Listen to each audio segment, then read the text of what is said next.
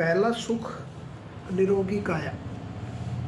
इसका अर्थ है कि हमारे पास कितना ही धन हो, अगर हमारा शरीर स्वस्थ नहीं है तो हमारे किसी काम का नहीं है। तो किस प्रकार हम अपने शरीर को स्वस्थ रख सकते हैं, इसके बारे में हम आज इस वीडियो में जानेंगे। सबसे पहले हम जानेंगे कि हमारी जो है दिनचर्या क्या है। सुबह से लेके और रात के सोने तक हमारी दिनचर्या कैसी होनी चाहिए, उसके बारे में हम जानेंगे। आयुर्वेद के जो दो उद्देश्य होते हैं, स्वस्थ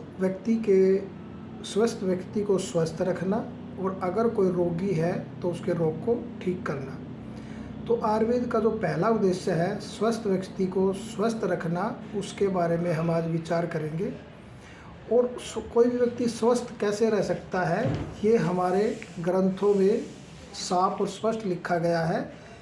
अगर हम उसके अनुसार अपनी दिनचर्या का पालन करेंगे तो हम स्वस्थ रहेंगे। तो हमारी एक पुस्तक है जिसको अष्टांग हृदय कहते हैं, जिसे आचार्य वाग्भट जी ने लिखा है।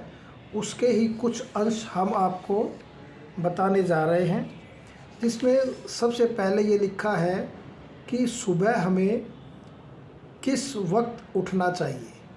हमारी जो दिनचर्या है सुबह उठने से ही स्टार्ट हो जाती है।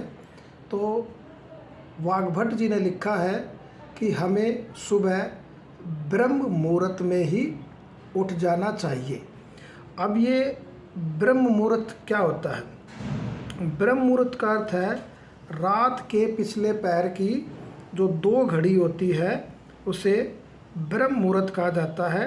और आजकल देखें तो हम सूर्य उदय से पहले सुबह 4 या 5 बजे के आसपास हमें उठ जाना चाहिए, उसे ब्रह्म मुहूर्त कहा जाता है। ब्रह्म मुहूर्त का तात्पर्य है कि उस वक्त जो है जितनी भी जो क्या है हवा है, ऑक्सीजन है, बिल्कुल शुद्ध होती है। उस वक्त हमें उठ जाना चाहिए। ब्रह्म मुहूर्त में उठने के बाद सबसे पहले हमें अपने नित्य कर्म मल मूत्र का त्याग करने के बाद सबसे पहले हमें दंत यानी कि दांतों की सफाई करनी चाहिए, जिसको लिखा है दंतवन विधि। अब दंतवन विधि क्या है?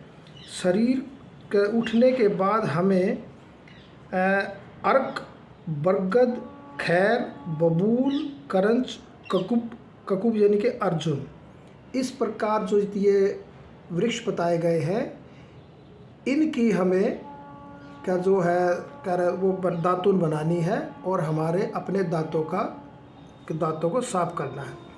अब जो है दंत वन जो की जो विधि है वो मुख्य तौर पे 2 बार हमें करना चाहिए, एक प्रातःकाल और एक भोजन करने के बाद। प्रातःकाल तो हमें करना ही करना है। उसके बाद जब भी हम कोई भी भोजन करते हैं उसके बाद हमें दांतों की सफाई अवश्य कर लेनी चाहिए। इससे क्या होता है, जो मुख के अंदर जो मलिनता है वो हमारी दूर हो जाती है और जो भोजन करने के बाद जो हमारे मसूड़ों और दांतों में भोजन के कण फंसे हुए हैं वो बाहर निकल जाते हैं। और दांतों की सफाई होने के बाद क्या है, हमारे दांतों के अंदर जो है कीटाणु पैदा नहीं होंगे। अब क्या है, इसकी विधि क्या है? दंतवन की विधि क्या है? जो दांत के जो अगले भाग होते हैं उनसे हम दांतों से चबाकर या कूटकर मुलायम कर लेना चाहिए। इस दंतवन का जो रस जो है कसैला होता है, जैसे कह रहा है जो खैर होता है, जो कटु तेजबल जो होता है वो कटु होता है, और जो नीम होता है उसका रस जो है तिक्त होता है।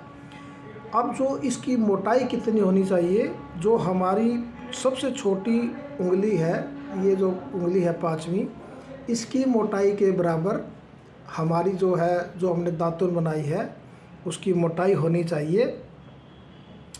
और जो उसकी लंबाई है वो लगभग 12 अंगुल होनी चाहिए। यानी कि जो हम दातुन जो बनाएंगे नीम की या खैर की या बरगद की या अर्क की, तो उसकी जो लंबाई है वो 12 अंगुल और जो उसकी मोटाई है हमारी 5वीं उंगली के बराबर होनी चाहिए।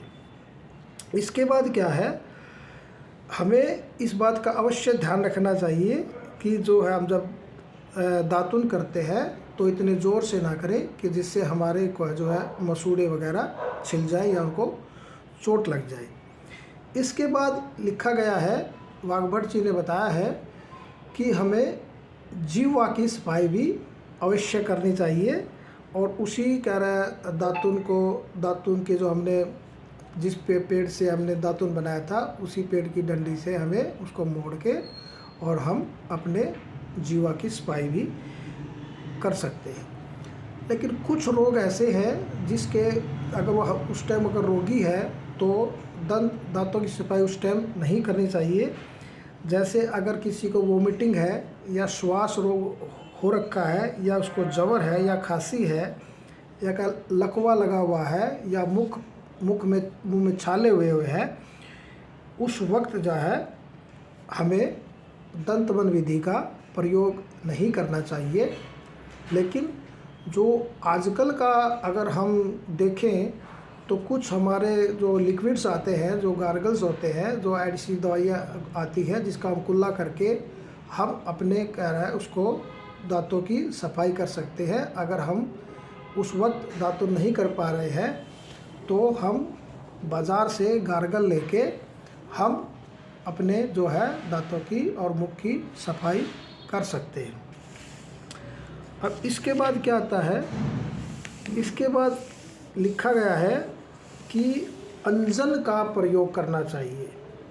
मुख शुद्धि के बाद प्रतिदिन हमें सोविरांजन यानी कि आँखों में अंजन लगाना चाहिए। यह आँखों के लिए बहुत ही हितकर होता है। अब जो है रसांजन जो है किसी भी अच्छी कंपनी का या किसी अच्छे वैद्य के द्वारा बना हुआ रसांजन ही लेना चाहिए। अपने आप स्वयं अंजन तैयार नहीं करना चाहिए। इसके बाद क्या है, हमें नस्य आदि सेवन विधि के बारे में बताया गया है। अंजन प्रयोग के बाद नस्य, गंडूस, धूम्रपान और तांबुल का सेवन करना चाहिए। जो इसमें धूम्रपान लिखा गया है ये आजकल के हिसाब का धूम्रपान जो लोग करते हैं बीड़ी सिगरेट वो नहीं है। यह औषधीय द्रव्यों से बना हुआ धूम्रपान है जिसका हमारे शरीर को फ़ायदा होता है। धन्यवाद। इसके बाद क्या है, इसके जो आगे के पार्ट है हम अगले वीडियो में बताएंगे। आज हमने आपको ब्रह्म मुहूर्त और दंतवन विधि और जीवा लेखन विधि और किस किस रोग में दंतवन नहीं करना चाहिए वो बताया है। और इसके अलावा अंजन और नस्य हमें करना चाहिए, यहाँ तक हमने आपको बताया है। इससे आगे हम अगले वीडियो में बताएंगे। तो आप हमारे वीडियो को ज़्यादा से ज़्यादा लाइक करें, शेयर करें और कमेंट करें। अगर इन 4-5 विधियों के बारे जो हमने आपको आज बताई हैं इनसे के बारे में अगर आपको समझ में ना आया या कुछ जानना चाहते हैं तो इस वीडियो के कमेंट बॉक्स में आप अपना कमेंट छोड़ दें, हम आपको वहाँ जवाब देंगे। और आप आयुर्वेद की दिनचर्या को अपनाएं और स्वस्थ रहें। धन्यवाद।